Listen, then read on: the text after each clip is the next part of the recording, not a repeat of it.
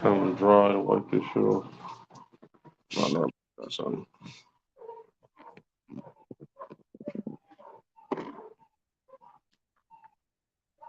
Most High in Christ. We gonna get started in a second, Israel. I'm gonna let a couple brothers and sisters get in here, get it going.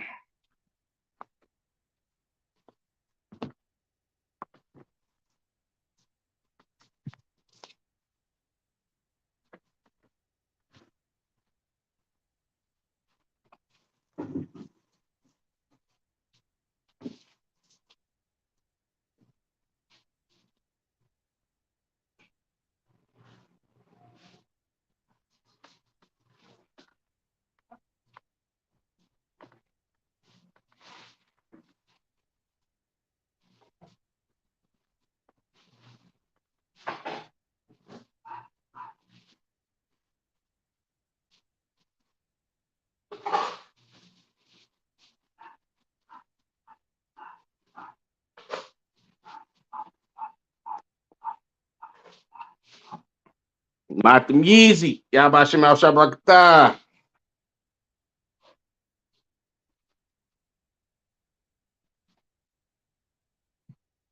Get it started, man. This gonna be a Tawab one. I'm excited about this one. And okay, we got a couple of people in here. Most High in Christ. Shalom Israel, Yahba Shemi al Shabrakathum to the brothers. Yahweh Shamar al Thun by Shemi al Shah to the sisters. Yahba Shemi al Shabrakathah, Karatazah, sir. If you watching on Facebook, Salagia, sir, I can't see your chats. I mean your comments in the chat. I can see it on YouTube, but the water for tapping in. Man, let's get into it, man. You know what I'm saying? Most High in Christ, clap it up. Let's get into it, man. You know what I'm saying? So tonight we finna go into how Israelites became Gentiles. You understand?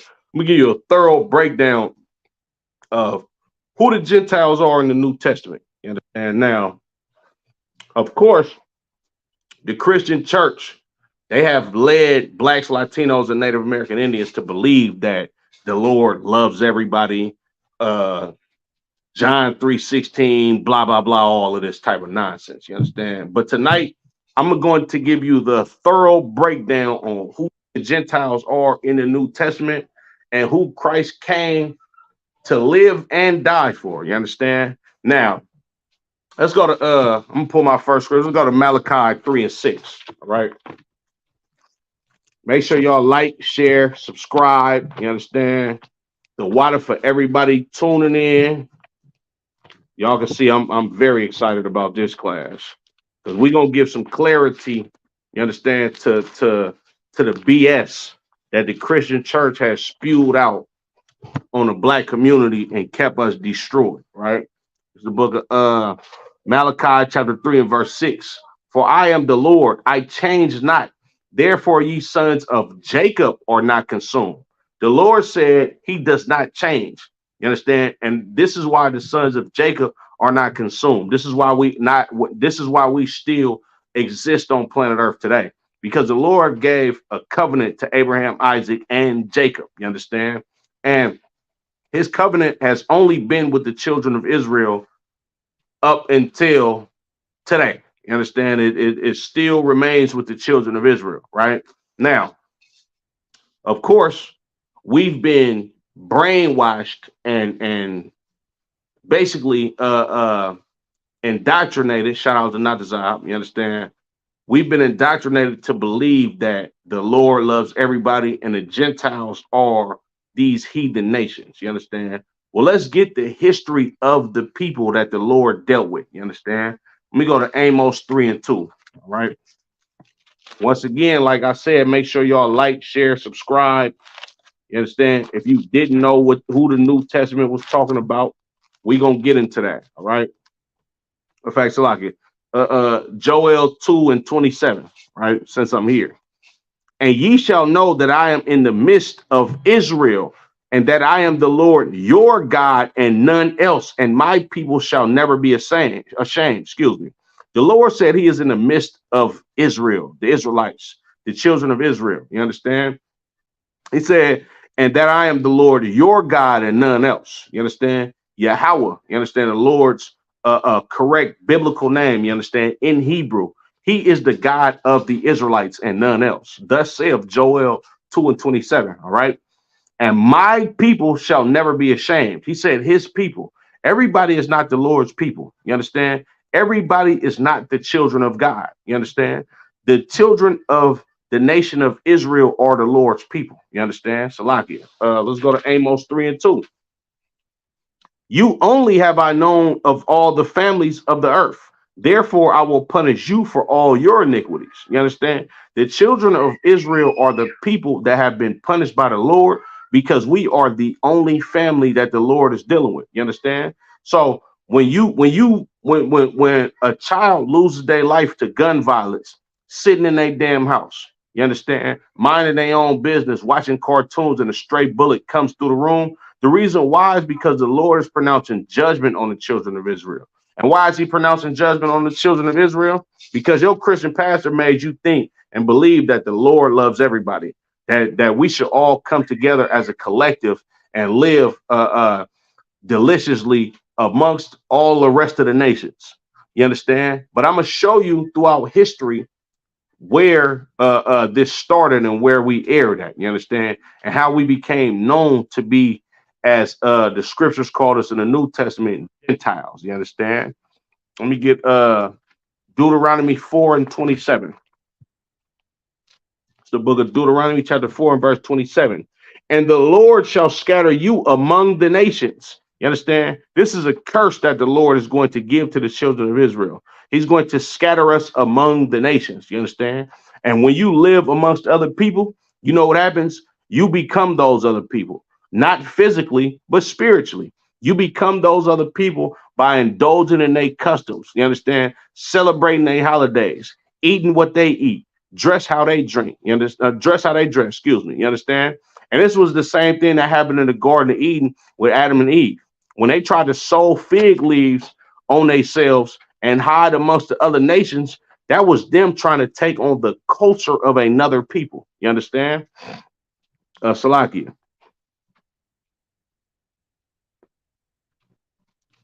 And ye shall be left few in number among the heathen, whither the Lord shall lead you. You understand? And we left few in number among the heathen, whether the Lord has led us. You understand? We left few in number amongst the so-called Caucasian man, amongst the East Indians. You understand? Amongst Africans, amongst all the rest of these heathens, and we indulge in their customs and take part in their lifestyle. Right?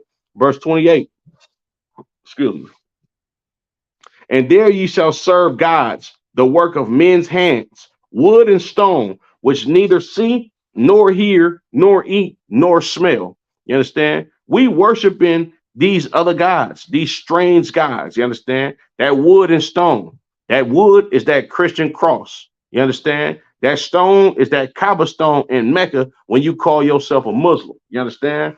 And just a quick sidebar. Being a goddamn Muslim is so evil in the sense of this, right? I had a conversation with a brother last night who was a Muslim, a brother that I know from in the world, you understand? And we was going through the history of the Nation of Islam, right? And this brother literally told me, you understand, he would accept a man, a grown goddamn man, indulging in sexual activities with his 13-year-old niece or daughter because that's the way in life of a goddamn Muslim. Disgust me to the core. You understand? I looked at that nigga like, yeah, I would never bring my daughters around you. You niggas is crazy. You understand? But that becomes a part of our fabric as a people because the Lord scattered us to go live amongst these other people. You understand? And what do? We indulge in their customs. When you look in this Bible, we got laws against sleeping with goddamn children. You understand? We got laws against eating pork, shrimp, crab, and lobster, raping women. You understand? Getting lineups, shaving your head bald. You understand? Getting tattoos. All of these laws that the Lord gave to the children of Israel, we were supposed to uphold them. You understand? But we want to be like these other nations so goddamn much. The Lord said what? He said, and the Lord shall scatter you among the nations. Oh, you want to be like an Egyptian? Oh, you want to get down like an East Indian or an Arab? I'm gonna make you go live amongst them bastards. And then on top of that, they're going to rule over you. You're gonna become a part of their way of life and indulge in their customs, and you're gonna look like a goddamn fool, and you're going to suffer while you're doing it. You understand? We gonna get into it today. You understand? Because a lot of people don't understand this Bible because you've never seen this book right here. You understand? This book, the Apocrypha. You understand? We're gonna get into the history of this book too. You understand? But Salakia, let me get Deuteronomy, the 28th chapter and the 64th verse. All right. Salakia, let me start at verse Deuteronomy 28 and 15. All right. Make sure y'all like, share, subscribe. You understand? All of these classes that the Isupk gives out to the public for free. You understand? Our people need this. This is the medicine that's going to save your life. This same Muslim brother asked me last night, right? The brother that I was just talking about a few seconds ago. He asked me, what is all the knowledge that I obtained going to do for me? You understand? And I told him simple. If you don't know where you come from, then you're not going to know where you're going. You understand? All of the knowledge that I obtained up under Commander General Yana Barakatah Yahweh Shah, you understand? In this glorious Isupk school, this has taught me how to be a man, how to have morals and standards, and to understand what happened in the past. Like the scriptures say, the things that was written aforetime are written for our learning. You understand? You read these scriptures, right? You got that phone? So like it. You read these scriptures, and you're supposed to learn from the mistakes that your ancestors did. So like I don't know where I just put it. You understand? You're supposed to learn from the mistakes that your forefathers did. All right. Oh, Most High Christ, the water. Appreciate it, princess. You understand? You're supposed to learn from the mistakes that your forefathers did. You understand? To not like and big shout out to Captain Soccer War. You understand? AKA Big Cap Sock G.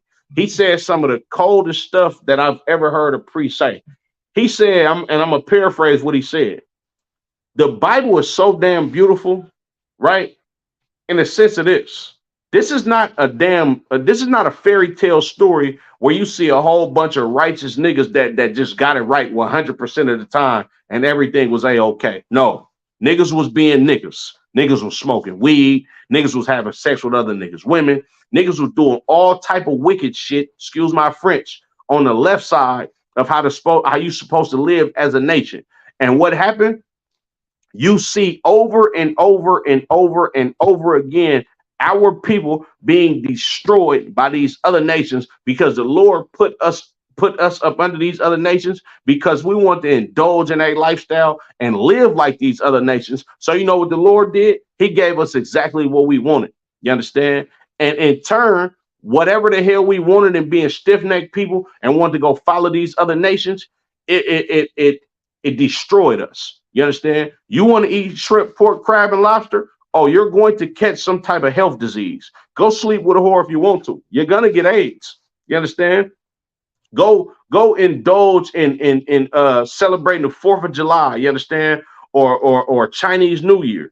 Your ass might lose your goddamn eyebrows or get blown up by a damn M1000 because you want to be just like these damn heathens. You understand? And that's what the Lord gave to the children of Israel every time we messed up. You understand? We effed up. The Lord beat the hell out of us every goddamn time. And this is why this book is so damn beautiful. You understand? Because when you understand that your ancestors did not always get it right, you can see and read through these scriptures the consequences that they had to suffer. You understand? For wanting to be like these other nations and indulging in stuff that we wasn't even supposed to touch. You understand? So this is why this book is so goddamn beautiful. The book of Deuteronomy, chapter 28 and verse 15. But it shall come to pass, if thou wilt hearken unto the voice of the Lord thy God to observe to do all his commandments and his statutes, which I command thee this day, that all these curses shall come upon thee and overtake thee. You understand? If you don't hearken to this Bible, all these curses shall come upon you and overtake you. Now let's read a curse, one of the curses, just one. Because I ain't gonna get into the curses This book is literally, I mean, Salaki, not this book, but this class is literally a breakdown on who the Gentiles were. You understand? It's the book of Deuteronomy, chapter 28 and verse 64.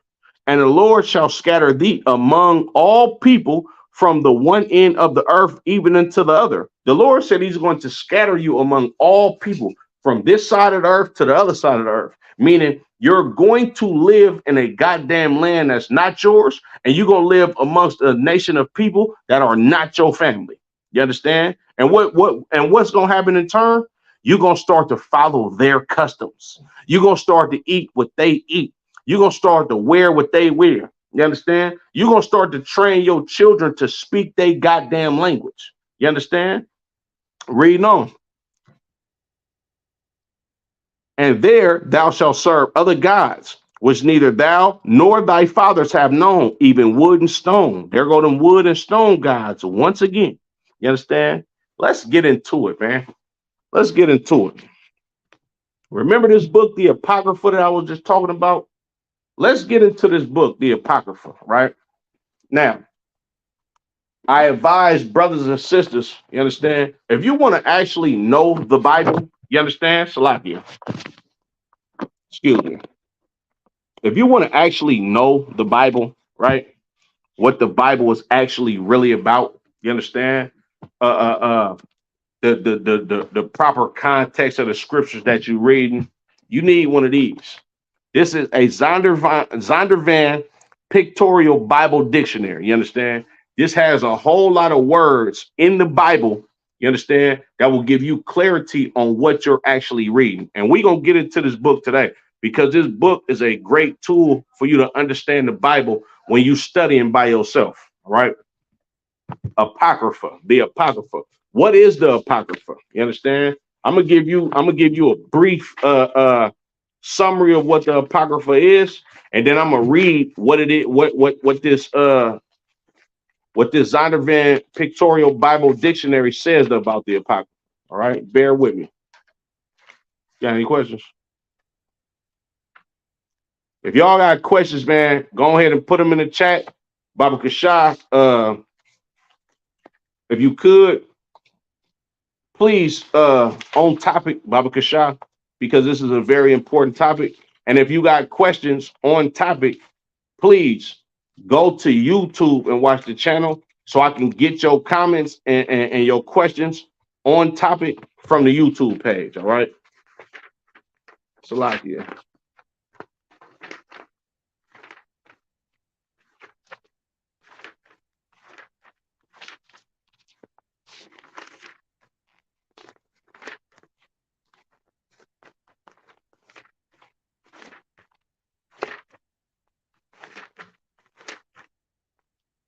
Okay, where we at?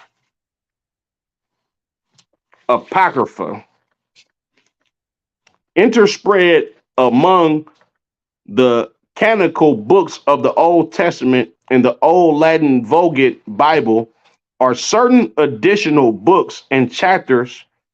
It is to these that the Protestant usage generally assigns the term apocrypha, right? So the apocrypha is about 15 or so books that was included, you understand, and it can and what it says the canonical Bible, you understand? If you get a 1611 King James version of the Bible, the apocrypha, these 15 books that was taken out by the Protestant church in, I believe it was 1885. It has these books, these 15 books smack dab in the middle of the Old Testament, right? And the reason for them taking these books out were, and by the way, the word apocrypha translates to hide or to keep hidden or to be hidden. You understand? And when you read this book, you get a clearer concept of the history of the Bible before the New Testament and why the New Testament played out how it played out. You understand? But we gonna do a lot of reading out of this apocrypha today. All right. Wasn't any more on that. In English versions, the apocrypha are usually presented as 15 separate books. Yeah, of course, you understand? 15 books that the Protestant church, of course, these was Edomites that took this goddamn and the Protestant church was an offshoot or off branch of the Roman Catholic Church. You understand? So they took these 15 books out and named it the Apocrypha, which translates to hide or to be hidden or the hidden. You understand? But let's get into it because, of course, our topic is today how Israelites became Gentiles. Now let's go to First Maccabees. All right. First Maccabees in the first chapter. And the first and second book of Maccabees is two of the coldest books in the whole goddamn Bible. Because if you don't, if you do not read first and second Maccabees, you will never understand the New Testament. And this is why this Apocrypha, you understand, these hidden 15 books that the Protestant church took out of their Bible. This is why this book is so goddamn important, because if you do not know the Apocrypha or you're not familiar with it and you a Christian and you thinking that the New Testament is something different than the Old Testament, the Apocrypha, it brings it all together. You understand? Right? First Maccabees chapter 1 and verse 1. And it came, Salaki, and it happened after that, Alexander, son of Philip the Macedonian, who came out of the land of Chittim, had smitten Darius, king of the Persians and Medes, that he reigned in his stead the first over Greece. Now, who is this Alexander that we talking about? We got to go to the Zondervan's Pictorial Dictionary. You understand? Now, of course, if brothers and sisters are familiar with the Isupk, you understand, and you attended a couple of classes, you understand that this Alexander right here, smack dab in the middle of the Old Testament, this is talking about so-called Alexander the Great, the one that they taught you about in high school. Yeah, he lived about 350 years before Christ was around. You understand? And they taught you about this bastard in school, but yet they'll make you believe that Christ is some mythical figure when Christ lived in earlier times than him, or in more recent times than him. You understand? Salaki, otherwise, is there a specific reason why the Apocrypha was removed from the Bible? Absolutely, Matam Yad. The reason why the Apocrypha was taken out of the Bible is because these Protestants and these Roman Catholics, they want to expound on religion versus heritage, versus history. By taking this Apocrypha out of the Bible, they turned the Bible into a goddamn spooky fairy tale book instead of it being a history book about the Israelites. So that's why they took it out. They took this Bible, they took these 15 books out of the Bible, so you don't understand who the goddamn devil is. You understand? So you don't understand what this race of people and they took these books out, so you don't understand how the Caucasian man came into power. And we reading about this in the first book of Maccabees right here.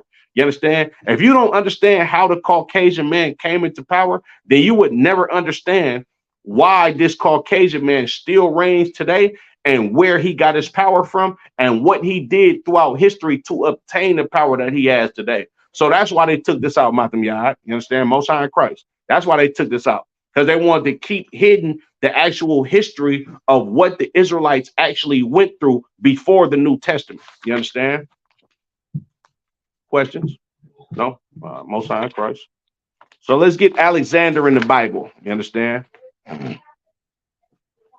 Alexander the Great, all right? Son of Philip, king of Macedon. Hold on. It says he's son of Philip, king of Macedon. If y'all think I'm making this up, Salakia. I don't know if you can see that. Probably can't see it. Let me see. Get that for y'all. Right there. It says Alexander the Great. You understand? This is the first Caucasian man in history to rule over the goddamn planet Earth. You understand? Now, it said he was the son of Philip, king of Macedon. First Maccabees chapter 1 and verse 1. And it came to happen after that Alexander, son of Philip, the Macedonian, who came out of the land of Chittim, had smitten Darius, king of the Persians and Mede, that he reigned in his stead, the first over Greece. This Alexander the Great, you understand? If you look into the history of him, he was the first white man to rule planet Earth as a goddamn Greek. This is when white people came into power. If you look at the dream of Nebuchadnezzar, all of the other nations besides the Caucasians, they had power. The Africans had power. You understand? The Assyrians had power, so forth and so on. The Babylonians, you understand, and so forth and so on, right? Alexander is the one that gave a head, in a sense, so to speak, or gave a status to Caucasian people. And of course, Alexander, him being a Macedonian, he's an Edomite. You understand? And all of these people that conquered the land of Europe from the so-called Polynesians of today, because those are the original Europeans. You understand? These Caucasian men, they actually got to Europe from a dude named Zepho. And you can read about Zepho in the book of Genesis, and Zepho is one of the sons of Esau. You understand? He's one of the dukes of Edom. You understand? But Salakia, all right? Let's get more on Alexander. Son of Philip, king of Macedon, and Olympias, and Iparit, princess, born 356 BC. Although not named in the Bible, he is described prophetically in Daniel, the he-goat. Now, he is named in the Bible. You understand? He's named in the Apocrypha, right? When it say he's not named in the Bible, meaning he's not named in the books deemed to be what's the word I'm looking for? Deemed to be the original fit for the Bible. You understand? This is why they took this out. You understand? But he was absolutely named in the Old Testament because the Apocrypha, it fits smack dab in the middle of the Old Testament. You understand? So he's absolutely named in the book of First Maccabees. All right. Salakia. The he-goat from the west with a notable horn between his eyes. He came against the ram with two horns, which was standing before the river, defeated the ram, and became very great until the horn was broken and four notable ones came up from it. You understand? And the precept to what I just read is Daniel, the 8th chapter, the 5th verse to the 8th verse. You understand? This is a big shout out to my big brother Kasar Pakai for blessing me with this book, because this book is so vital in order for you to actually study these scriptures. It will give you the history of the word that you're looking for, and will actually point you to the precepts in the Bible so you can get context of what you're researching. You understand? So once again, you know what I'm saying? The water to my big brother Kasar Pakai for blessing me with this book. You understand? Salakia.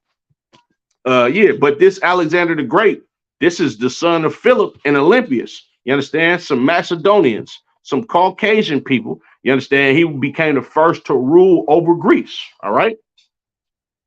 Verse 2, and made many wars and won many strongholds and slew the kings of the earth, and went through to the ends of the earth and took spoils of many nations, insomuch that the earth was quiet before him, whereupon he was exalted and his heart was lifted up. This Caucasian man, Alexander the Great, this nigga was, and the reason why they call him the Great, because he was a great goddamn conqueror. He was skilled in warfare. You understand? When you read in the book of Genesis, the Lord said he's going to bless Esau with the sword, and by the sword shall he live. Salakia. Let me get that real quick. Salakia.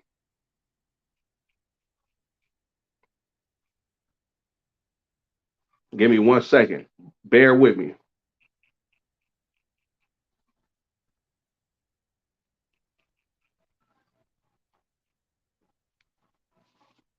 The book of Genesis, chapter 27 and verse 40. This is the blessing that Esau was given by the Lord. You understand? Of course, through his father Isaac.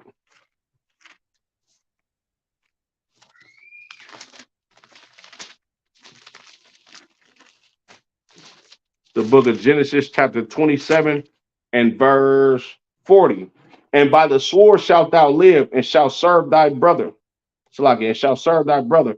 And it shall come to pass when thou shalt have the dominion that thou shalt break his yoke from off thy neck. You understand? Isaac gave a blessing to Esau that he was supposed to live by the sword. You understand? How did the Caucasian man conquer? By the sword. I'm gonna read it again. Verse 2. First Maccabees chapter 1 and verse 2 again. And made many wars and won many strongholds and slew the kings of the earth. This is how they obtained their power in this empire, by killing, raping, robbing, and murdering. You understand? It's the same story with every goddamn Edomite that arises to power. From Alexander, you understand, all the way down to Christopher Columbus and everybody that came after Christopher Columbus. They live like this. They go conquer with the sword because this is their blessing on planet Earth. To rape, rob, murder, steal, and kill. You understand? And Alexander, he was the forefront of it. You understand? He kicked it off for the whole Caucasian race. You understand? And if you don't know, Greeks and Romans are the same goddamn people. You understand? They just took over a different part of Europe and called themselves after a different name and had slightly different customs. But all of these goddamn bastards was wicked as hell. You understand? Salakia. Verse 4. Salakia, I'm gonna keep reading. Verse 3. And went through to the ends of the earth and took spoils of many nations, insomuch that the earth was quiet before him, whereupon he was exalted and his heart was lifted. You understand? If y'all could go watch any movie about Alexander the Great, it's going to show you exactly what type of people these people was. You understand? It's saying he took spoils of many nations. You understand? Slew many kings, and the earth was quiet before. You know what it means for the earth to be quiet? You understand? That means didn't nobody want no smoke with Alexander. This dude was skilled at warfare, and he'd get you gone and take your whole goddamn nation over and make y'all tributaries to him. Make you pay taxes because he slaughtered your goddamn army, because the Lord blessed these goddamn devils with the sword, and this is how they gonna live and obtain glory and riches and wealth in this country. I mean, Salaki, not in this country, in the whole goddamn world. You understand? Verse 4. And he gathered a mighty strongholds and ruled over countries and nations and kings who became tributaries unto him. The Lord blessed him with the sword. So what did he do with his gift? You understand? He went to go slaughter different nations and slaughter different kings. You understand? And they became tributaries to him. They paid taxes to him. You understand? He was extorting whole nations of people. All right. Salakia. Verse 5. And after these things, he fell sick and perceived that he should die. Right now, let's read a little bit more about Alexander. Right. The prophecy identifies the Rams as the kings of Media and Persia, the he-goat as the king of Greece, the great horn being the first king. When he fell, 4 kings arose in his place. Look, man, I just read to you the first chapter. He had smitten Darius, king of the Persians and the Medes. This is exactly what this is talking about. He conquered these goddamn Greeks. I mean, Salaki, these Persians, which is your modern day Iranians, the people from Iran. And if you read in the book of Esther, you understand the dude Haman or Haman, which the feast of the feast of lots. I forget the other name for it. You understand? But I forget the name of the feast, Salakia. But this was held as a memorial. Haman, you understand? He was an Agagite. You understand? He was a Macedonian as well. He was the same type of people as Alexander. Alexander, Iran is Ishmael. Nah, not necessarily. The Iranians are the original Persians. You understand? Iran, the Iranians are the Persians. You understand? And of course, if you want to break down on that, General Muhammad, he can break it down way better than me. You understand? But from the breakdown that the general gives, you understand, the Iranians are the original Persians. All right. Salakia, reading on. And after these things, he fell sick and perceived that he should die. Now, It don't say clearly what Alexander got sick off of in this pictorial Bible dictionary, nor does it say it in the scriptures. But if you know the custom of the Greeks, a lot of them were homosexuals. You understand? So he probably got sick from some type of venereal disease from him catching from doing what's the word I'm looking for living an alternative lifestyle. You understand? So he died, right? And after the Salakia, verse 6. Wherefore he called his servants such as were honorable men and had been brought up with him from his youth, and parted his kingdom among them while he was yet alive. So his servants, the other Macedonians that he grew up with, he parted his kingdom to them. You understand? Now let's read this again in this pictorial Bible dictionary, right? It says, 4 kings arose in his place. The historical fulfillment is striking. Alexander led the Greek armies across the Hellespont into Asia Minor in 334 BC and defeated the Persian forces at the river Granicus, moving with amazing rapidity. Salagi. He again met and defeated the Persians at Issus. Turning south, he moved Salakia. Turning south, he moved down the Syrian coast, advancing to Egypt, which fell to him without a blow. Turning again to the east, he met the armies of Darius for the last time, defeating them in the battle of Arbela, east of the Tigris River. Rapidly, he occupied Babylon, then Susa, Persepolis, the capitals of Persia. The next years were spent in consolidating the new empire. Alexander took Persians into his army, encouraged his soldiers to marry Asians, and began to Hellenize Asia through the establishment of Greek cities in the Eastern Empire. He marched his armies eastwards as far as India, where they won a great battle at the Hydaspes River. The army, however, refused to advance further, and Alexander was forced to return to Persepolis. While still making plans for further conquest, he contracted a fever, weakened by the strenuous campaign and increasing dissipation. He was unable to throw off the fever and died in Babylon in 323 BC at the age of 32. His empire was then divided among 4 of his generals. While Alexander was outstanding as a conqueror, his notable contributions to civilizing came via his Hellenizing efforts. The fact that Greek became the language of literature and commerce throughout the inhabited world, for example, was of inestimable importance to the spread of the gospel. Now, I know I just read a lot. We're going to get into what that word Hellen means or Hellenize mean, and we're going to get some more on what happened after Alexander the Greek fell and what happened when he parted his kingdom to these 4 generals. Now, Salakia, verse 7. So Alexander reigned 12 years and then died. Alexander came to prominence when he was 20 years old. Yeah, well, Salakia.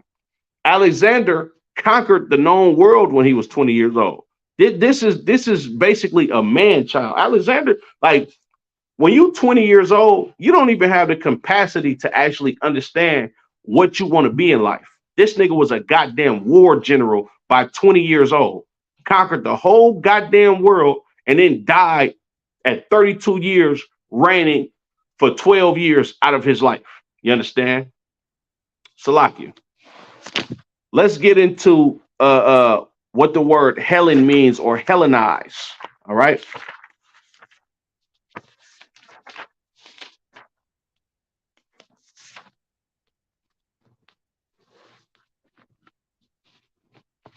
And then, right, Another thing that we just read that I don't want to skip over is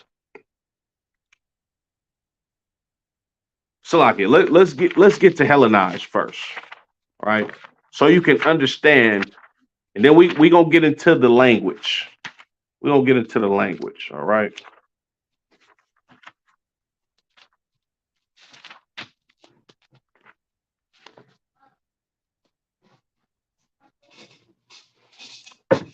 Hellenist, non-Greeks who spoke Greek, a term used specially of Jews who made Greek their tongue and with it often adopted Greek ideas and practices.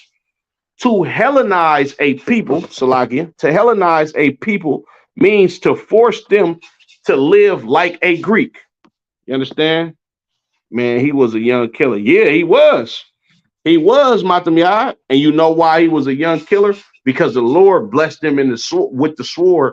Thus saith Genesis, the 27th chapter and the 40th verse. That's what they good at. They good at killing. You understand? They ain't good at nothing else but killing, raping, robbing, and murdering. You understand, right? But back to Hellenizing. To Hellenize, the Hellenistic period was what Alexander and his people bestowed on everybody that came to be ruled by the Greeks. And to Hellenize you was to force you to indulge in Greek customs. It was to force you to live like a Greek, eat what Greeks eat, speak the Greek language. You understand? Indulge in the activities of what Greeks do. This is what they did. They meant just like they do the same shit throughout history over and over and over again. Just like Latinos and so-called black people, we speak in a tongue and live in the customs of our conquerors. They call me a so-called African American because this is the land that I grew up in. Our people grow up celebrating Christmas, Thanksgiving, New Year's, speaking English, Spanish, so forth and so on. You know why? Because it's the same concept of Hellenizing Jews back in the known world in 300 BCs. It's the same thing. They conquer you and put their customs on you and make you live like them. This is how black people, Latinos, and Native American Indians came Gentiles in the New Testament. We're gonna get some more. You understand? Salakia, let's go to Greek. You got any questions? So, don't be scared. Madam Yah, you got any questions? Put them in the chat, my nigga. I got you. We you know what I'm saying? We gonna do it.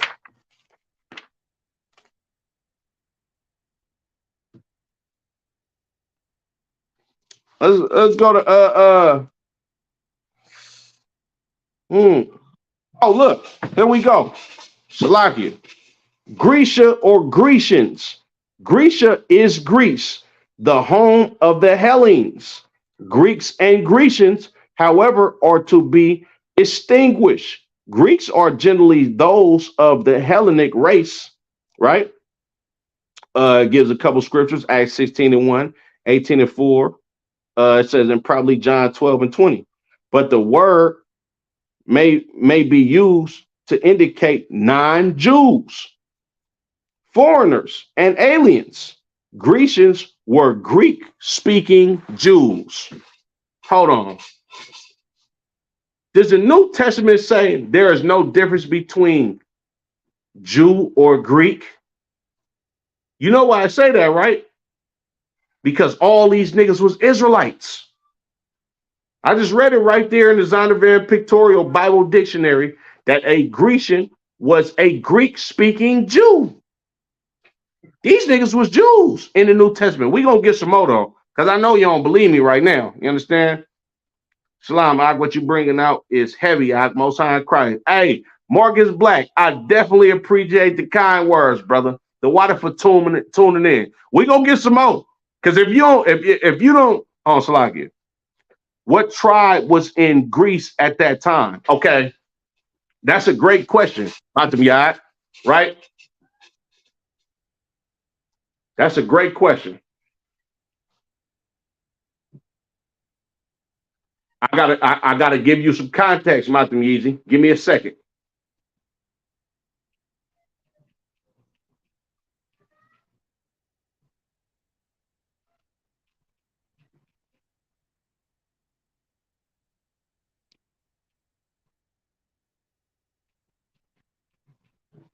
Gotta give you some context, right?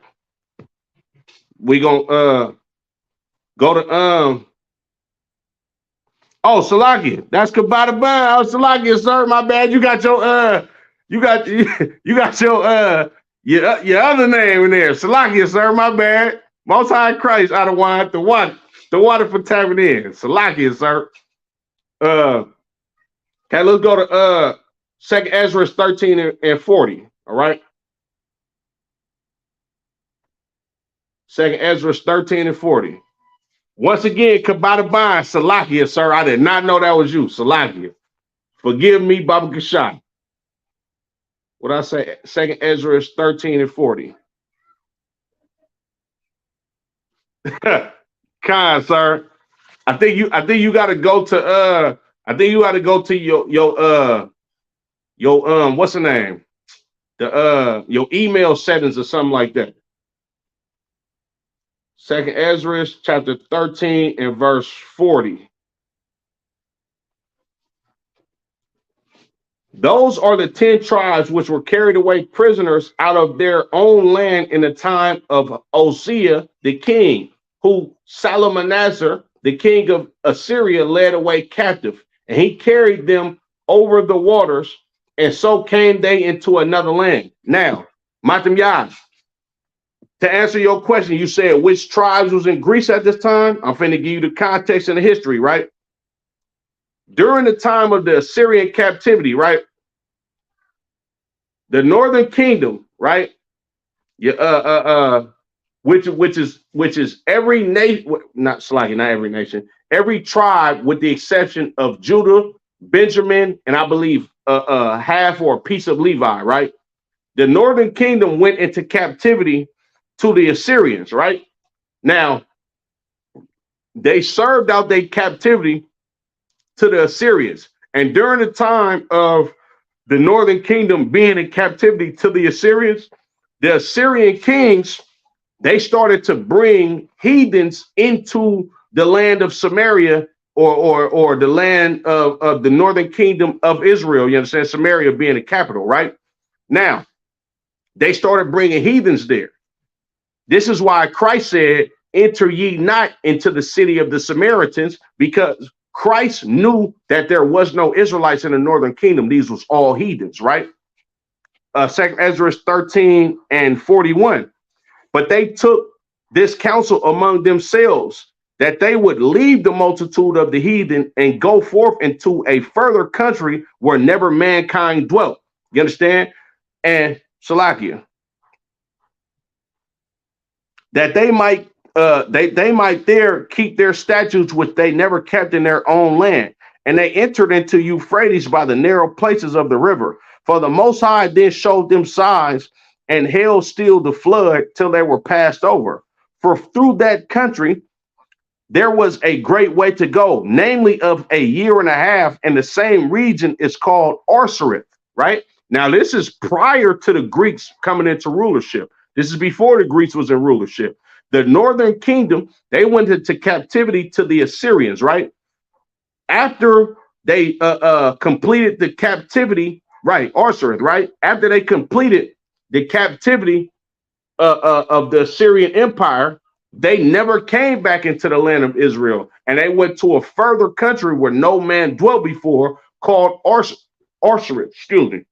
This is the Americas. You understand? This is North, Central, South America. You understand? Canada, all of that. You understand? On top of that, the Caribbean islands as well, right? So this is where the Northern Kingdom was at during the time of the Greeks being in rulership over the known world at that time. So to answer your questions, what tribes were in Greece at that time? This was Judah, Benjamin, Levi, and some of the remnant of the Northern Kingdom that was scattered about. You understand? But for the most part, it was Judah, Benjamin, and Levi. And we're going to get into that as well. All right. So, Laki, back to the Apocrypha. First Maccabees chapter 1 and verse 8. And his servants bear rule everyone in his place. All right. So this is the servants of Alexander ruling over the kingdom of the Greece, of the Grecians, right? And they bear rule in their own places. He had 4 generals, right? You got the Seleucid Empire, the Ptolemaic Empire, and I forget the other 2 names of the empires, the other 2 names of this branch of the Greek Empire, but it was 4 different regions that the Greeks ruled in. You understand? They had 4 different dynasties. 4 different dynasties. All right. Verse 9. And after his death, they all put crowns upon themselves. So did their sons after them many years, and evils were multiplied in earth. So these Greeks, these generals of the Greek that comes up from Alexander, that reigned in his stead, they begin to be kings over their own realms, over their own regions. That's why I say they put crowns over on their heads, because they begin to rule as kings in their own different region. And all of this is because of the work that Alexander the Great put in, or Alexander the Greek put in. You understand? So now you got 4 different realms of the Greek Empire, or 4 different kings of these Greeks that's been ruling for these numbers of years after Alexander had set them up. You understand? Right? Verse 10. And there came out of them a wicked root, Antiochus, surnamed Epiphanes, son of Antiochus the king, who had been in hostage at Rome. And he reigned in the 137 year of the kingdom of the Greeks. So the Greeks, they've been ruling for 137 years at this point in time, right? And Antiochus Epiphanes, he was that wicked root. He was the one that was badder and evil than all the rest of these other Greek kings. You understand, right? Salakia. Let's get him, because he's in his pictorial dictionary by name as well. You understand? Salakia, we're gonna be doing a lot of reading tonight. All right.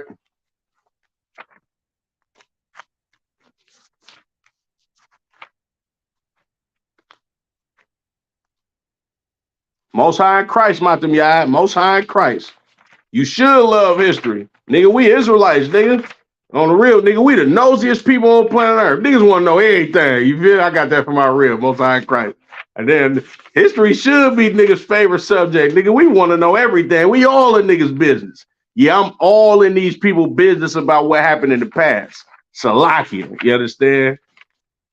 What I wanted, Antiochus.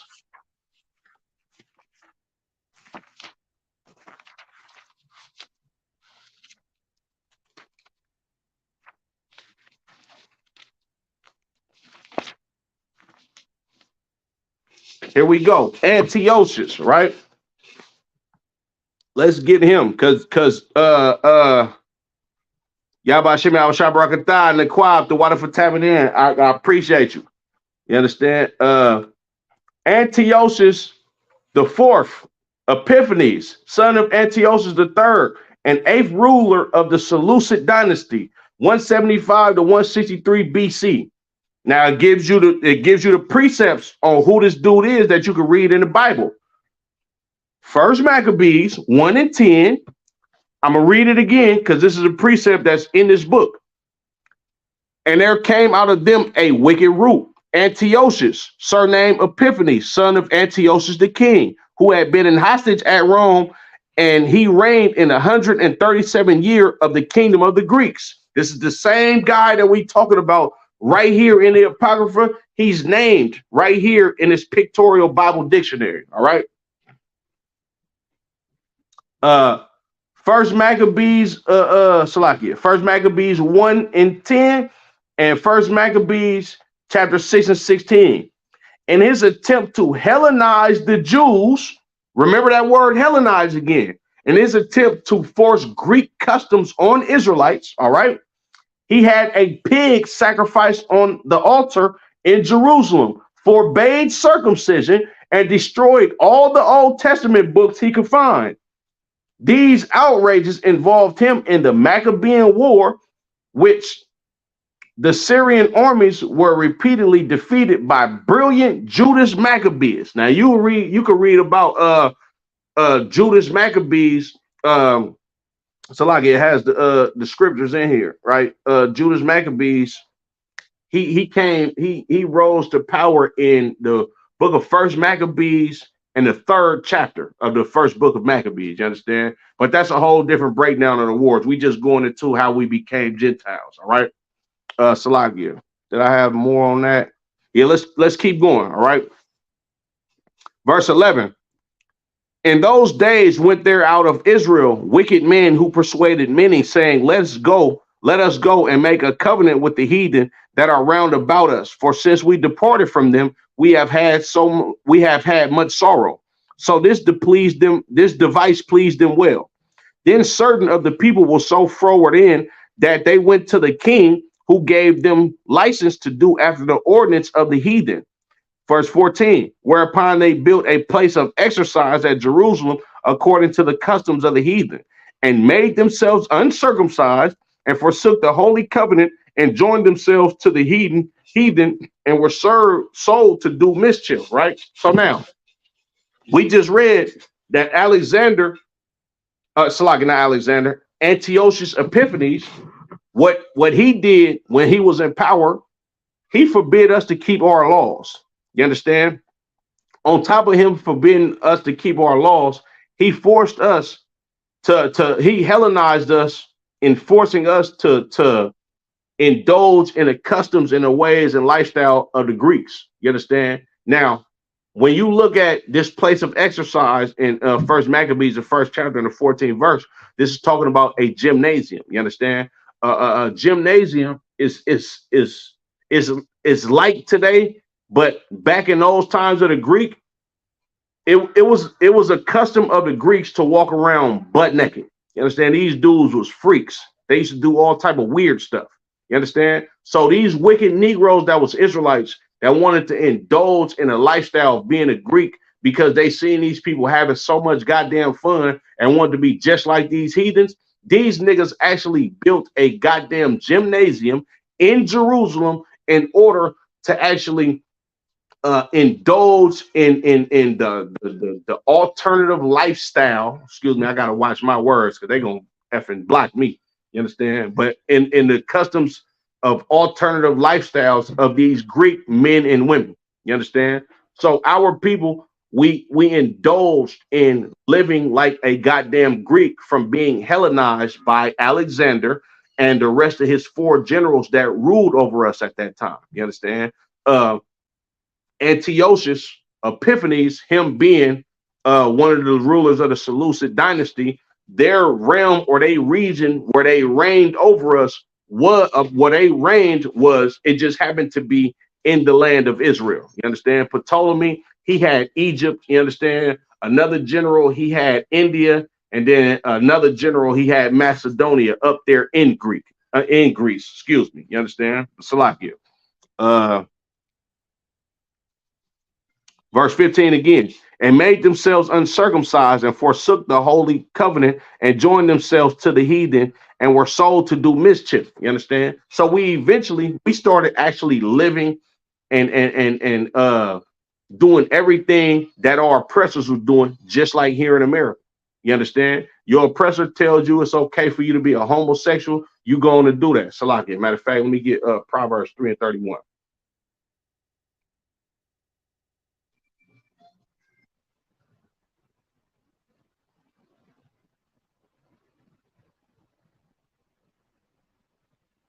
Look at Proverbs chapter 3 and verse 31. Envy thou not the oppressor and choose none of his ways. The Lord said, don't envy your oppressor and do not choose his ways. Well, these wicked niggas right here in the book of Maccabees, they envied the oppressor. They said, look, let's make a covenant with the heathen, because since we departed from them, we have had much sorrows. Meaning, them niggas look like they having fun. They look like what they doing is making them feel good all the goddamn time. They envied the oppressor and chose all of the goddamn oppressor's ways. You understand? Just like your Christian church, just like you so-called Muslims. You understand? You Black Nation of Islam Muslims or whatever organization that you a part of, or you just a Muslim when it's convenient for you. You niggas are envying your oppressor and you choosing their ways, and that's why you being destroyed. You understand? Salakia. I'm gonna jump down to verse 41. Moreover, King Antiochus wrote to his whole kingdom that all should be one people. He said we all should come together. This Christianity right here in the goddamn Old Testament, in the Apocrypha. You understand? He said everybody should come together and be one people. You understand? Verse 42. And everyone should leave his laws. So all the heathen agreed according to the commandment of the king. He said everybody should leave your laws.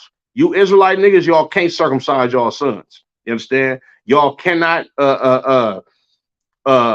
keep the Sabbath service. You can't keep your high holy days. This is what Antiochus did to the children of Israel. Salakia, let's read this again right here in the Pictorial Bible Dictionary, right? It says, in his attempt to Hellenize the Jews, he had a pig sacrificed on the altar in Jerusalem, in our temple, forbade circumcision, and destroyed all the Old Testament books he could find. We about to read that right here in the Bible, bro. Verse 43. Yea, many also of the Israelites consented to his religion and sacrificed unto idols and profaned the Sabbath service. That's that sacrificing that pig unto a goddamn idol and profaning the Sabbath. You understand? Salagius. Verse 44. For the king has sent letters by messengers unto Jerusalem and the cities of Judah that they should follow the strange laws of the land. This is him attempting to Hellenize Israelites by making it illegal to call yourself a goddamn Israelite. We're going to get that in the scriptures as well. You understand? By making it illegal for you to indulge in your customs. Instead of you celebrating the Day of Atonement, you understand, or the Feast of Unleavened Bread, you got to celebrate some wicked ass holiday that this Greek king is forcing the children of Israel. You understand? Nah, you cannot circumcise your son. You understand? You have to eat pork. You understand? What else? What else? Anything that you could think of that's contrary to the way of life that the Lord gave to the children of Israel, King Antiochus said, nigga, you can't do none of that or I'm going to kill you. Straight up. You understand? Verse 46, and pollute the sanctuary and holy people. How did he pollute the sanctuary and the holy people? This bastard was sacrificing swine's flesh on our altars in our temples. You understand? Verse 40 said, disrespecting the Lord our God. You understand? Disrespecting the children of Israel, right? Verse 47, set up altars and groves and chapels of idols and sacrifice swine's flesh and unclean beasts. Not only was he just sacrificing swine's flesh, but he was sacrificing unclean beasts. Them niggas was probably eating horses. You understand? What else is an unclean beast? A goddamn armadillo. They probably was eating weasels and rodents and all type of weird ass stuff. Excuse my French. You understand? It did like it gotta piss you off to understand the history of your goddamn people and knowing how you've been destroyed by the same damn people over and over and over and over again. Nigga, when you look at the movie Roots and they beat his back talking about Kunti Kinte. No, nigga, your name Toby. He was telling niggas, yeah, my name is Karanyala. Nigga, your name is Tobias. Your name, you feel me? Your name is Timotheus. That's a Greek name. Salakia. You understand? Like that type of shit was going on. You understand? And then forcing us to eat unclean beasts. You understand? It ain't no telling what the hell them niggas was eating. Nigga probably caught a goddamn alligator, you know what I'm saying, or a hyena or something, and brought his ass in the temple on a damn chain. Look, nigga, we finna eat this today. And you got Israelite niggas like, oh, well, if that's what we doing. Hey, nigga, you feel me? Salaki, verse 48. That they should also leave their children uncircumcised and make their souls abominable with all manner of uncleanness and profanation. Don't circumcise your kids. And what it say? It say, and make their souls abominable with all manner of uncleanness and profanation.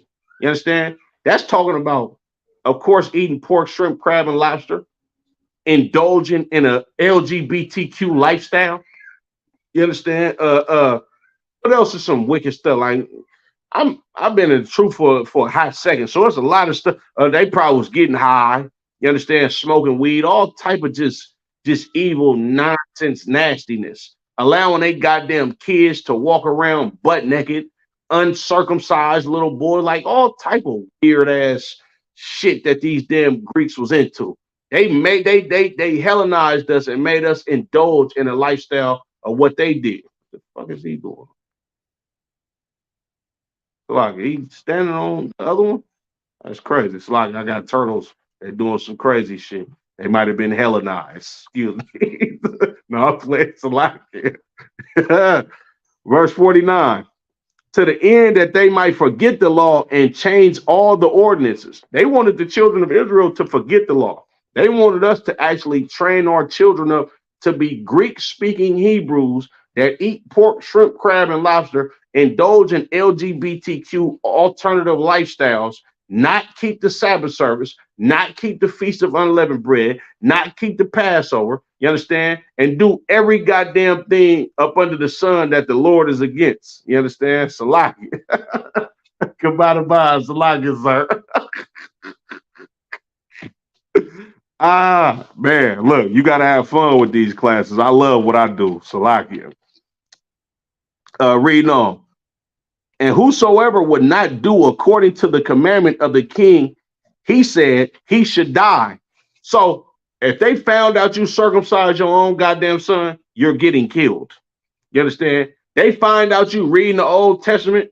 They find out you, hey, shalom, Lord Christ, or hey, shalom. You nigga, shalom. You dead. You feel me?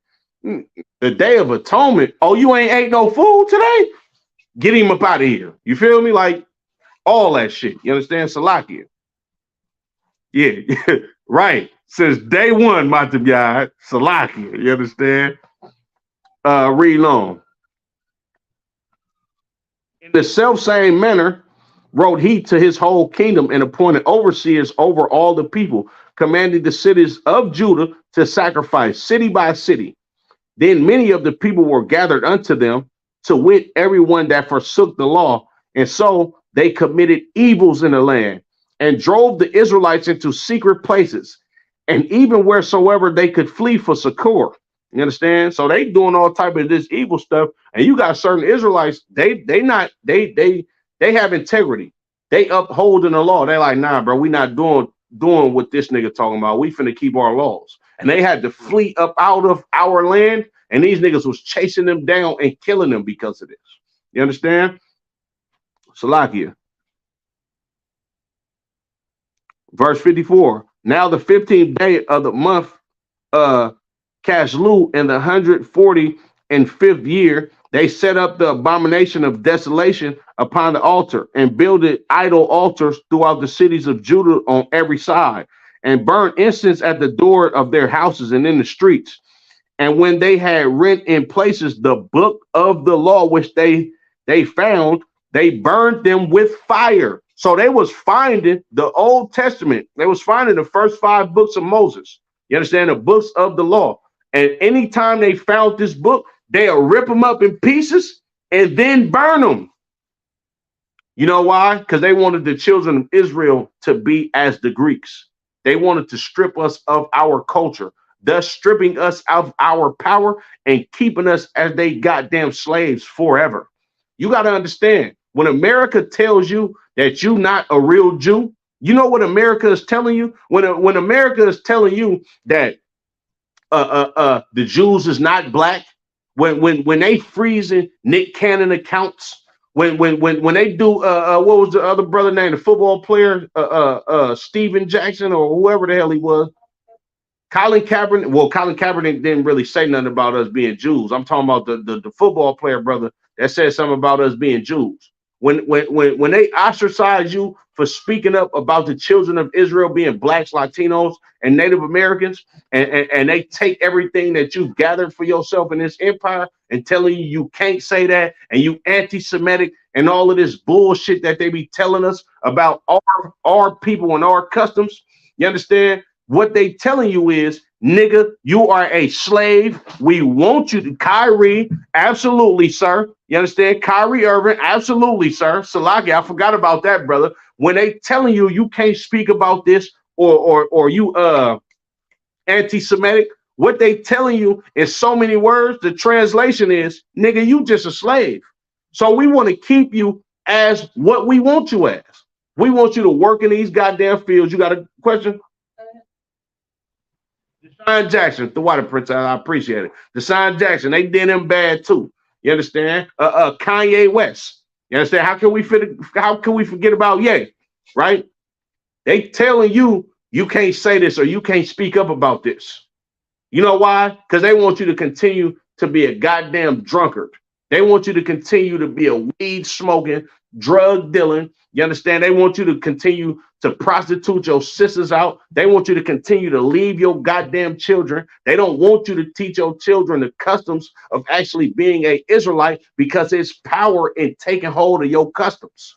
It's power in fixing your goddamn nation. Like, we in the UPK. We not a slave to goddamn Christmas and fucking Mother's Day. So you're not finna get $200 billion off of the Israelite School of Universal and Practical Knowledge, because we don't celebrate that bullshit anyway. You understand? Our customs is going to be our customs. We're going to keep our own high holy days, our feast days. We're going to come together amongst us and our people alone, and everybody's going to be outsiders if you're not in this school. And the power in that is this. I'm not going to accept to be your slave, because I know that I'm God's chosen people and I'm better than you because you're a goddamn heathen. You understand what I'm saying? So with these Greeks, they Hellenized the children of Israel and made us indulge in their customs, because they understand what most blacks, Latinos, and Native American Indians don't understand. Your power lies in your nation. Your power lies in your heritage. And most of all, your power lies in serving your God. You understand? Salakia. Reading on. Verse 57. And wheresoever was found with any the book of the testament, or if any consented to the law, the king's commandment was that they should be put to death.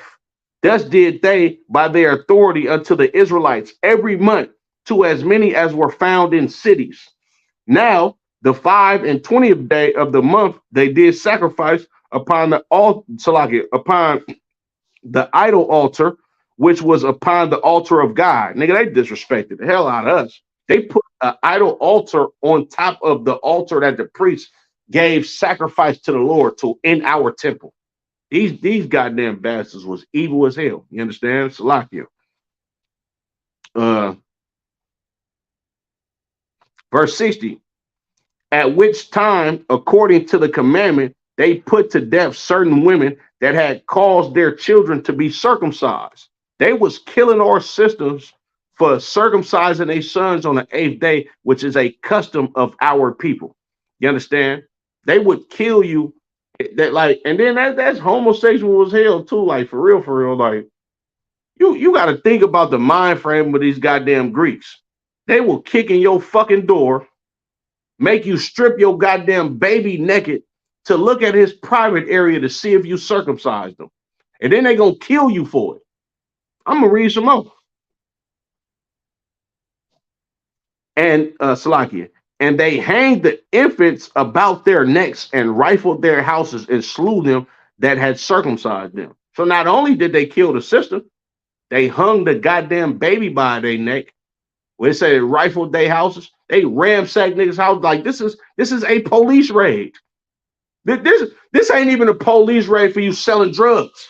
This a goddamn police raid for you actually serving God and living righteously.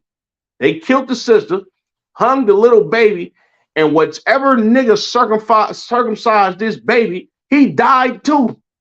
Man, look, you gotta you gotta understand how crucial it was for the children of Israel during the time of the Greeks.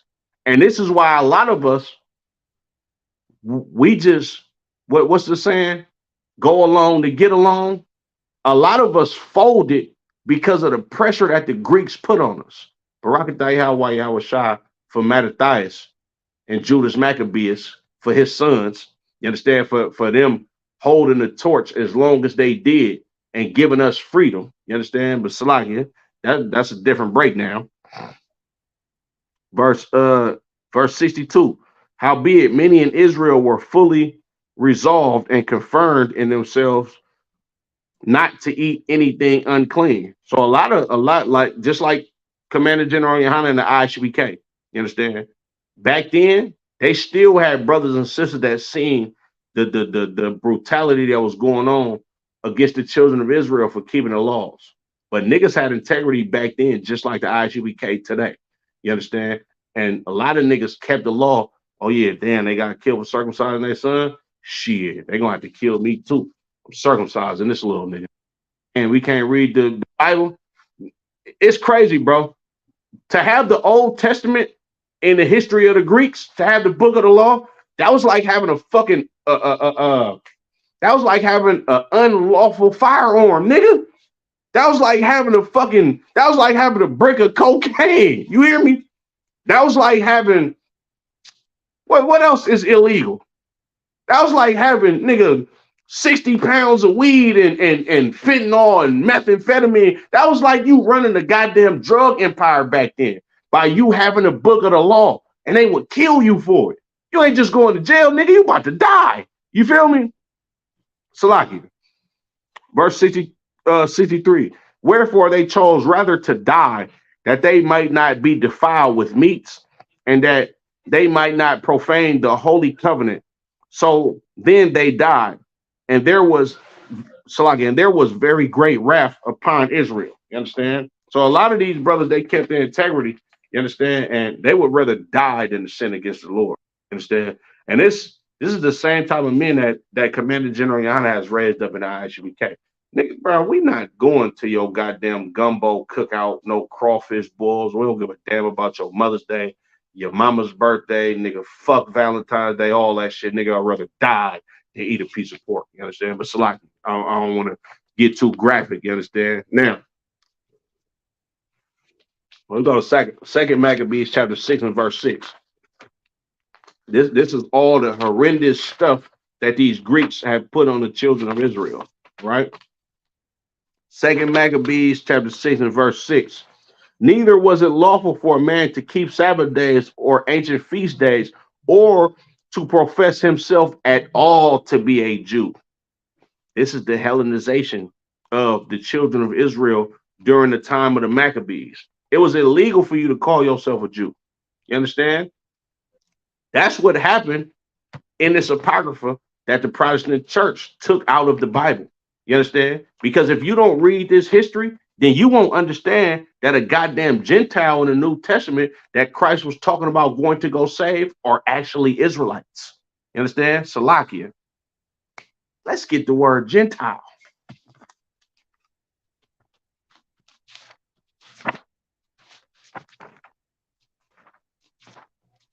Let's get the word Gentile. No questions?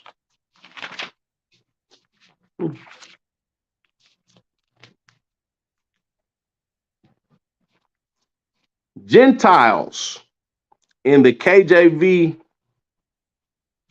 the KJV of the Old Testament, 32. People, 11 times. Heathen, 142 times. Nation, 373 times. Nation being the usual in the ASV, OSV. Them, of course, those are two versions we don't even deal with.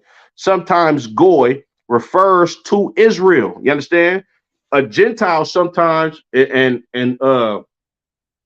The word for Gentile in Hebrew is Goyah. All right. Plural is Goyim, right? That means a foreigner. You understand, or somebody that's not an Israelite.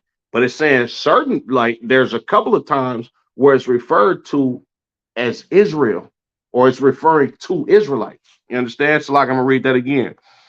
Sometimes Goy refers to Israel. Now the precepts Genesis 12 and 2, Deuteronomy 32 and 28, Joshua 3 and 17, 4 and 11, 10 and 13, 2 Samuel 7 and 23, Isaiah 1 and 4, Zephaniah 2 and 9. All right.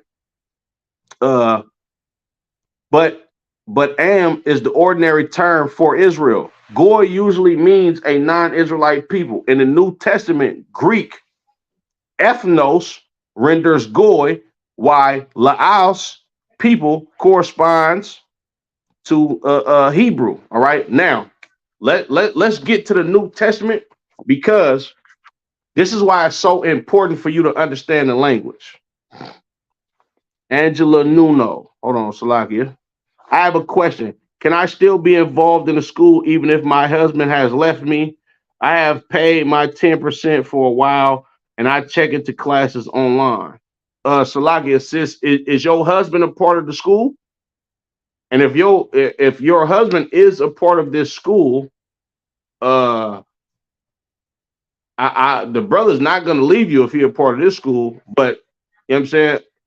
If you Israel, sis, of course, you keep paying your 10%, you keep checking into these classes, and you stay in this school, sis. If your husband is in the school or out the school, of course, if he's in the school, we understand through the scriptures that a man can never leave his wife unless she has committed adultery on him. So if you ain't committed adultery on your husband and he's some brother in the world and he left you and you not dealing with him, you understand? He is in it.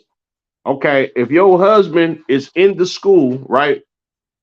And what I would do if I was you, sis, you should get to contact with your husband's camp leader. Try to set you up a council, a marriage council, so y'all can get through your differences, and just do whatever the council tells you to do. But as far as you staying in the school, you understand? You stay in the school. You keep coming to these classes, and you uphold your oath as a daughter of Zion, and keep following these law, statutes, and commandments, and keep checking in the classes, sis. You understand? I hope that helped you out. But Salakia, let's get to the New Testament. Was that what I'm about to do? Yeah, let's get to the New Testament. All right. Let's go to John 7 and 34. Matter of fact, Salakia. Let's go to Matthew's 10 and 5. All right. I have, but they won't set up a council. I have asked for one. They don't respond to me. Okay, maybe, sis, you probably need to reach out to your husband. Reach out to your husband and try to get an understanding with your husband on what's actually going on.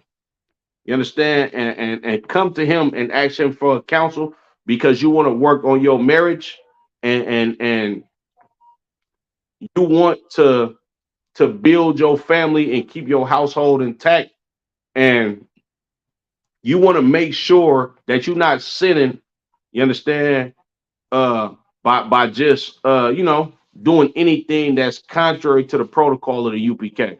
So yeah, you know what I'm saying, sis, you might want to go holler at your husband and see what's going on with that. All right, Salakia. What I wanted, Matthew's 10 and 5. The book of Matthew, chapter 10 and verse 5. These 12 Yahushua sent forth and commanded them, saying, go not into the way of the Gentiles, and into any city of the Samaritans enter ye not. Christ said to his 12 disciples, don't go into the way of the Gentiles, you understand? And don't go into the way of the Samaritans. Now, like I said, it's important for you to understand the original language that the Old and New Testament was written in. Now, of course, the Old Testament was originally written in Hebrew, right? But the New Testament, which most of the New Testament was written by Paul, is actually written in Greek. So the original language of the New Testament was written in Greek. And the reason why it was written in Greek is because the children of Israel were subjected to living like Greeks. You understand? So a lot of our brothers and sisters are part of the diaspora, right? We were actually living in the in Greek provinces, and the Greeks had a strong hold over the culture of the cities that we actually grew up in. It's just like the King James Version Bible.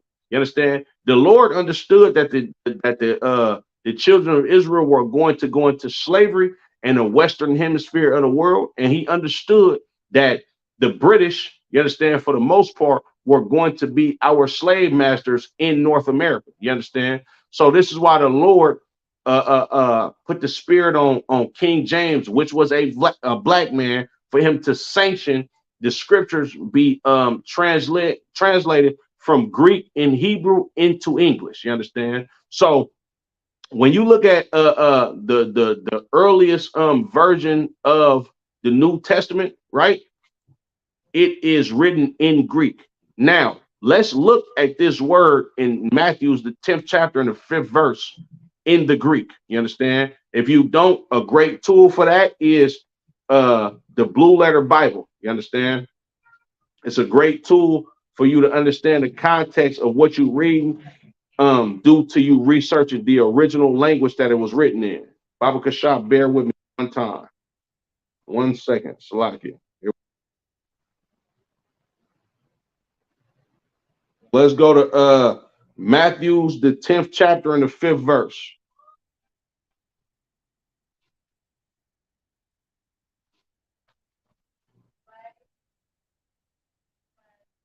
It's the book of Matthew, chapter 10 and verse 5. Once again, I'm going to read it. Salaki. These 12 Yahushua sent forth and commanded them, saying, go not into the way of the Gentiles and enter, Salaki, and into any city of the Samaritans enter ye not. Right? Now, let's see, Salaki. Let's see what this is actually saying from the Greek. Let's go to that word Gentile in the Greek. All right. Gentile. The Greek word for Gentile in this sense is ethnos. All right. Ethnos. All right. And let's go to a couple of definitions of ethnos. A multitude, so like not that one, I don't need that one. A tribe, nation, people group. In the Old Testament, foreign nations, not worshipers, not worshiping the true God, pagans, Gentiles. You understand? So this word ethnos is is the same word as Goya in the Old Testament, and it means foreigners, you understand, non-Israelites that worship pagan gods. So this is Christ telling his disciples, don't go to the Goya. You understand? Don't go into the city of the Samaritans. If you understand what I was explaining earlier in the class on how the Assyrian Empire had the northern kingdom, the northern 10 northern kingdom tribes in captivity, you understand? They began to place Gentiles in the city of Samaria, you understand, or in the northern kingdom of Israel. And this is why Christ is telling his disciples, don't go there because there's no Israelites there. You understand? But that word Gentile in Matthew the 10th chapter and the 5th verse is ethnos in the Greek, which means a foreigner or a heathen that worshiped another god. You understand? But basically a foreigner, somebody that's not an Israelite. All right. Now, Salakia. Let's go to let me see. Let's go to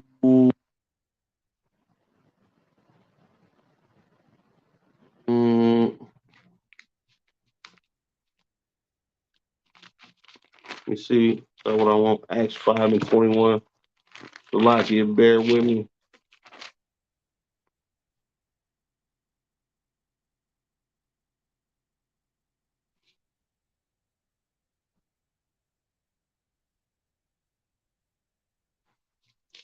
This one.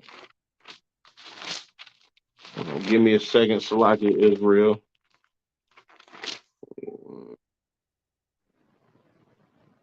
Not that one. Oh, Salaki. John 7:35. Let's go to John chapter 7 and verse 35. All right. It's the book of John, chapter 7 and verse 35. Then said the Jews among themselves, whither will he go, that we should not find him? Will he go unto the dispersed among the Gentiles and teach the Gentiles? I am the bar, sis. Absolutely. I appreciate the questions. So these is Israelite brothers. They talking amongst themselves. They like, where's Christ gonna go so we can't find him? Is he going to go? I'm gonna read that again. Will he go unto the dispersed among the Gentiles and teach the Gentiles? Remember, I just read to you in earlier in the class, Deuteronomy, the 4th chapter and the 27th verse, as well as Deuteronomy, the 28th chapter and the 64th verse, that the Lord is going to scatter us. These brothers is asking themselves, where is Christ going to go? Is he going to go to the dispersed among the Gentiles and teach the Gentiles? Now let's look up this word Gentile in John the 7th chapter and the 35th verse. Let's look up that word for Gentile. All right.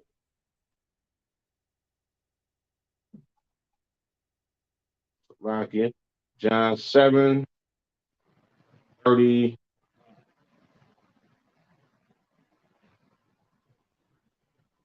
Remember, the word Gentile for the word Gentile for an actual physical heathen is ethnos, right? Now let's look at this word Gentile in John 7:34. All right. The word translates to Helen, G1672. It translates to Helen. You know what Helen means, right? Right. These are Israelites that was these are Israelites that were Hellenized. You understand? I don't know if y'all can see that, Salakia. Y'all probably can't see that, Salakia. But this word for Gentile in John the 7th chapter and the 35th verse, it says Helen, which of course we just read what Hellenization is.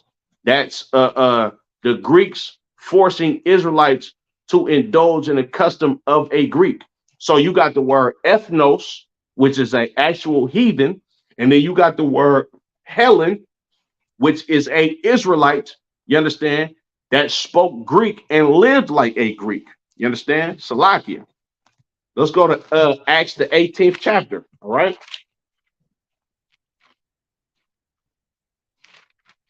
We'll see if that.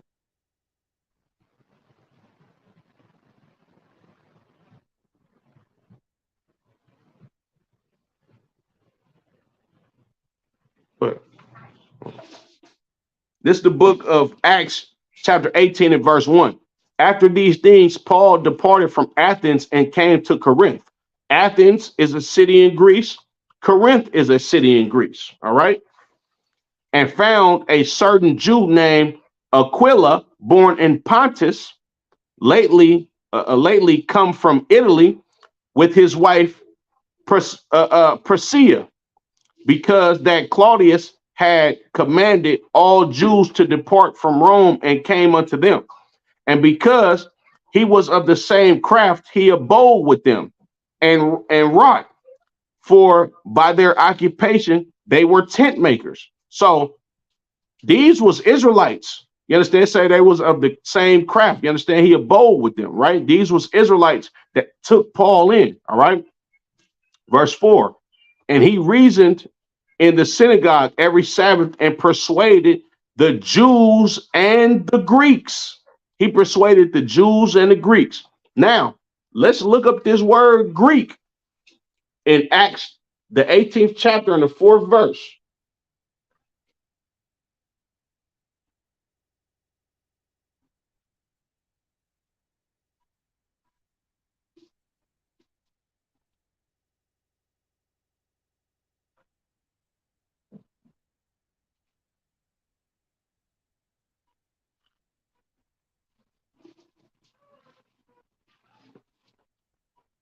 Acts, the 18th chapter and the 4th verse. This word for Greeks is once again. I don't know if y'all can see it. I don't think y'all can see it. It's Helen again. Remember, I just read Gentile, and the word for Gentile in the scripture before that was Helen. Now they named Greeks, and it says Helen once again, right? Now let's read it. A Greek, either by nationality, whether a native of the mainland or the Greek islands or colonies. A Greek in this sense is literally just a person that was born in a Greek province. He's native to that land. That's just like me saying, nigga, I'm a Californian, or I'm saying I'm from the South, or I'm an American. Same thing, right? In a wider sense, the same embraces all nations, not Jews, that made the language, customs, and learning of the Greeks their own. The primary references is to a difference of religion and worship. So basically what they're saying in a wider sense, you could be called a goddamn Greek even if you're not a fucking Greek. Excuse my French, Salakia.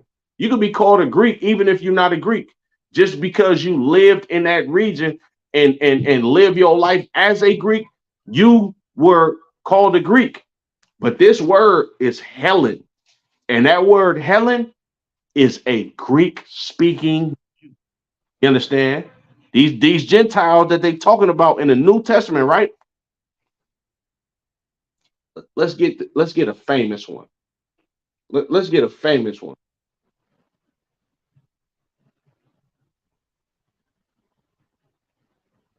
Let's go to Galatians, the 3rd chapter and the 28th verse. Salakia. Just read it here since I got it. The book of Galatians, chapter 3 and verse 28. There is neither Jew nor Greek. There is neither bond nor free. There is neither male nor female. For ye are all one in Yahushua Mashiach, or Christ Jesus. Now let's get this word. We're gonna go to Galatians, the 3rd chapter and the 28th verse in the Blue Letter Bible.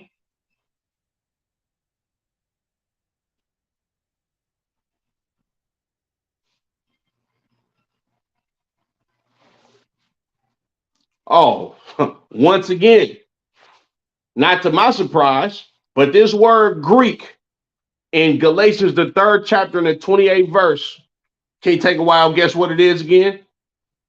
It's Helen. It's Helen. This is talking about a Israelite. Once again, you know where Paul was from, right? Let's get Paul. Let's go to the book of Acts, the 21st chapter.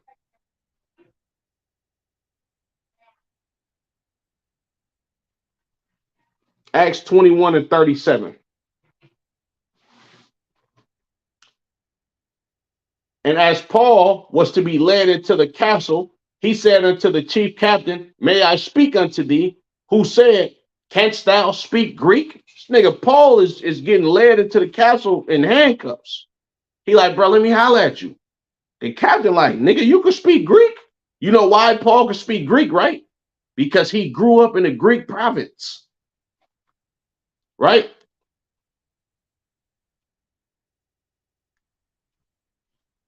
Verse 38, art not thou that Egyptian, which before these days made us an uproar and led us out into the wilderness 4,000 men that were murderers? He like, nigga, ain't you an Egyptian? You know why he's calling Paul an Egyptian?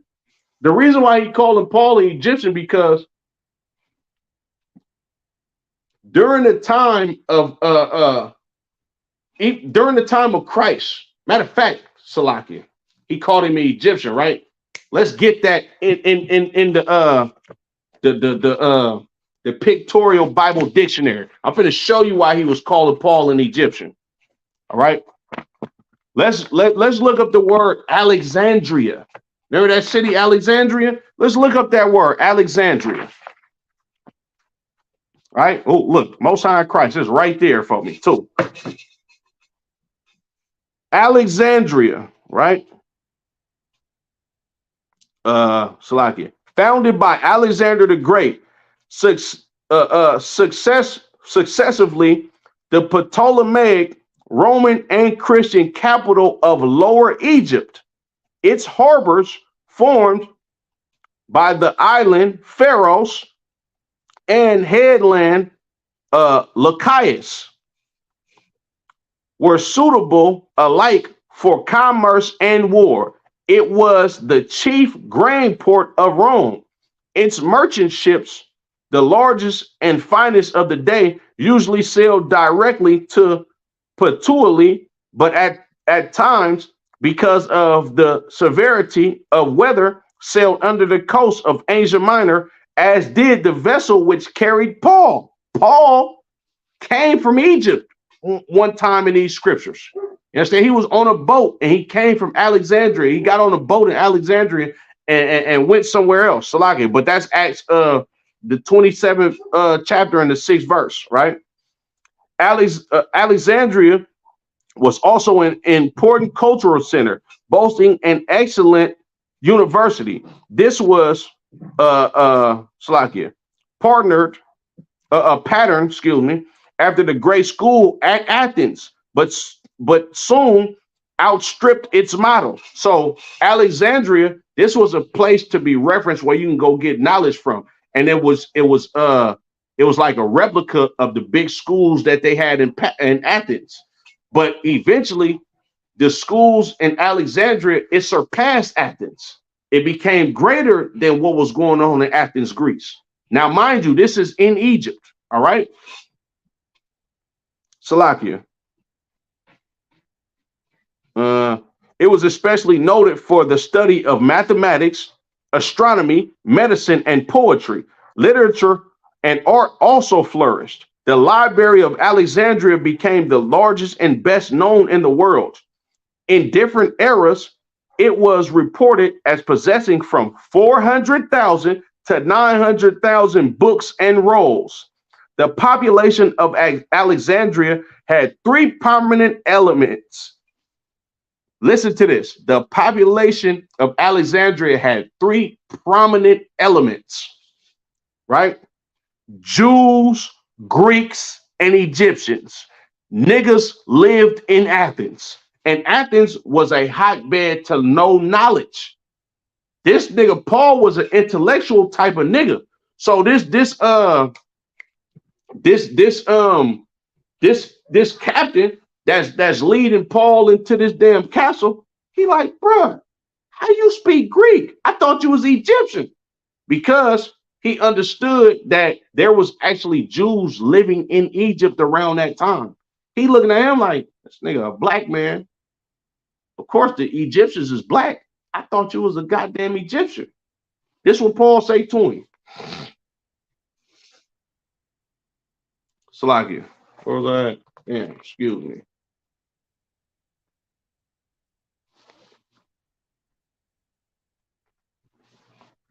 Verse 39. But Paul said, I am a man which am a Jew of Tarsus. Paul was native to the city Tarsus. You understand? And this was in a Greek province. That's why he spoke Greek, because this nigga grew up in Tarsus, and that was the language of those people that lived in Tarsus, Greek. And why was it their language? Because they was Hellenized by goddamn Alexander's descendants. You understand? Salakia. A city in Cilicia, a citizen of no mean city, and I beseech thee, Salakia, I beseech thee, suffer me to speak unto the people. Now hold on, let me get something else for you.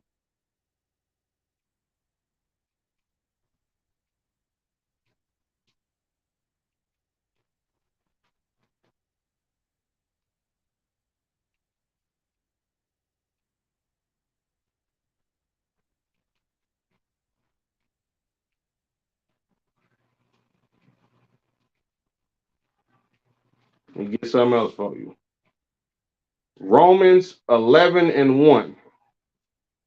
Let's go to the book of Romans, chapter 11 and verse 1. So, Lockie, I'm going to pull it off the phone because I got it right here. It's the book of Romans, chapter 11, and verse 1. I say then, have God cast away his people? God forbid. For I also am an Israelite of the seed of Abraham of the tribe of Benjamin. This is Paul talking again. He said, did God cast away his people? Nah, he ain't forget about us. He ain't cast away his people because I'm an Israelite from the tribe of Benjamin. You understand? Paul knew exactly who he was. He just spoke Greek because he grew up in a Greek province. You understand? So, like, I got a couple more scriptures and I'm gonna end it. Let's go to Romans 9 and 25. The book of Romans, chapter 9 and verse 25. And he said also in OC, that word OC in the New Testament is a Greek translation to the word Hosea in the Old Testament, right? And he said also in OC or in Hosea, I will call them my people, which were not my people, and her beloved, which was not beloved. Meaning he's going to take these damn people that he exiled or disowned because of how wicked they was, and then he gonna allow them to be his people again. Now let's go to the book of Hosea, right? The book of Hosea, chapter 1 and verse 1.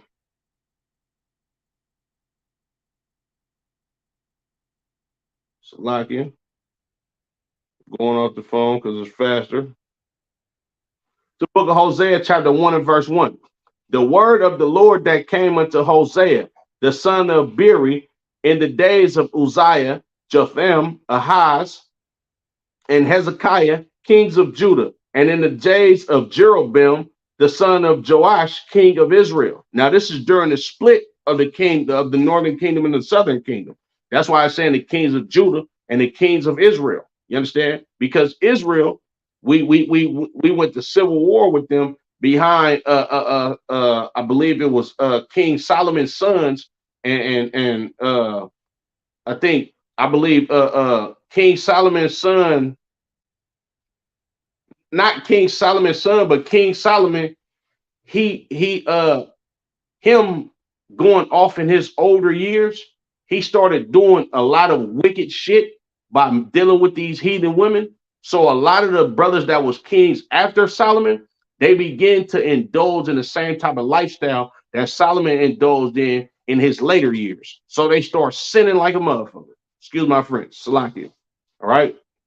Verse 2. The beginning of the word of the Lord by Hosea. And the Lord said to Hosea, go take unto thee a wife of whoredoms and children of whoredoms, for the land have committed great whoredom, departing from the Lord. Do you understand what the Lord is saying to Hosea? You niggas is wicked right now. So go ahead and go get you a loudmouth, wicked ass broad to go have children by, because that's what the hell y'all doing.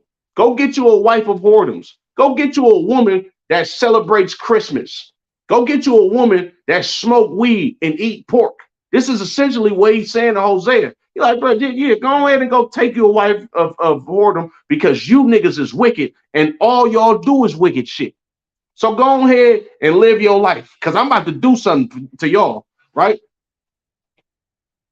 Verse 3. So he went and took Gomer, the daughter of Diblaim, Diblaim, and conceived and bare him a son. And the Lord said unto him, call his name Jezreel, for yet a little while, and I will avenge the blood of Jezreel upon the house of Jehu, and will cause to cease the kingdom of the house of Israel. He said, nigga, I'm about to take away your kingdom. You niggas is going to captivity to the Assyrians for how wicked y'all have been, right? Verse 5, and it shall come to pass at that day that I will break the bow of Israel in the valley of Jezreel. Oh, I'm about to rent y'all kingdom into pieces. This how mad the Lord is with us. You understand? Y'all Shamal Latham by Shimmy Awashah, sister, water for tapping in. Appreciate it. Right? And she conceived again and bare a daughter. And God said unto him, call her name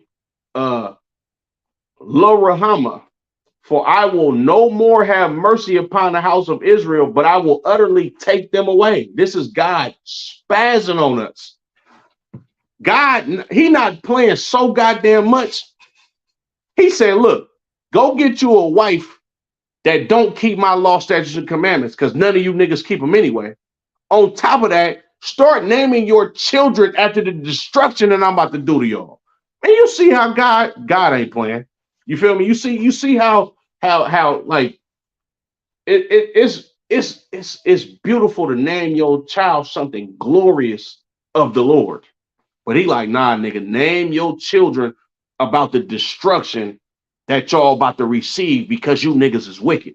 God ain't playing at this time, right? Salakia. Verse 7. But I will have mercy of Judah and will save them by the Lord their God, and will not save them by bow, nor by sword, nor by battle, by horses, nor by horsemen. Now, when she had weaned La Ruhama, she conceived and bare a son. So now this is the Lord. He differentiating the northern kingdom and the southern kingdom. He like Judah, they was more righteous than you niggas up here. Judah, Benjamin, and some of Levi, they was a little bit more righteous than y'all. So I'm gonna rock with them. But Northern Kingdom, I'm not fucking with y'all. Y'all niggas is done. You know what I'm saying? Right? Salaki. Verse 9. Then God said, call his name Lo-Ammi, for ye are not my people, and I will not be your God. He said, you ain't my people, and I'm not going to be your God. He's talking to the northern kingdom of Israel. He's talking to the kingdom of Israel. He said, you ain't my people. I ain't going to be your God. You understand? Verse 10. Yet the number of the children of Israel shall be as the sand of the sea, which cannot be measured nor numbered. And it shall come to pass that in the place where it was said unto them, ye are not my people, there it shall be said unto them, ye are the sons of the living God. This is the Lord telling you, I'm not fucking with y'all for a time frame. But eventually, I'm going to have mercy on you. And y'all called y'all niggas not my people. But when y'all get y'all mind right, then you're going to be able to be called by the sons of the living God. You understand? Verse 11. Then shall the children of Judah and the children of Israel be gathered together and appoint themselves one head, and they shall come up out of the land, for great shall be the day of Jezreel. Then y'all gonna come back together, the Most High in Christ. This is what we doing today here in the Isupk. Then you're going to come back together after y'all get it right, and y'all gonna point yourself one head over y'all. You understand? It's beautiful. Back to Romans 9 and 25, right?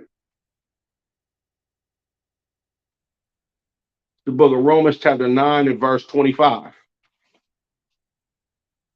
As he saith also in OC or Hosea, I will call them my people which were not my people, and her beloved which was not beloved. And it shall come to pass that in the place where it was said unto them, ye are not my people, they shall, so like it, there shall they be called the children of the living God. This is the precept that summed up Hosea. You understand?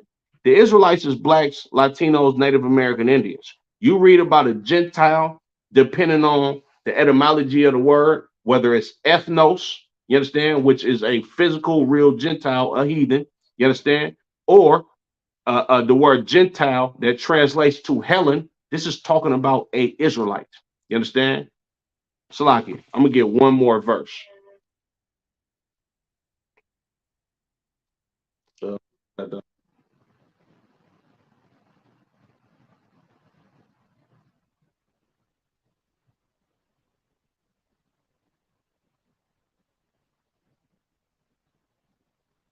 Acts 5 and 31. It's the book of Acts, chapter 5 and verse 31. Him hath God exalted with his right hand to be a prince and a savior, for to give repentance to Israel and forgiveness of sins. This is talking about Christ. You understand? The Gentiles in the New Testament that Christ was going to go teach, or that the Lord had mercy on, was the children of Israel, nobody else. Man, shalom, Israel.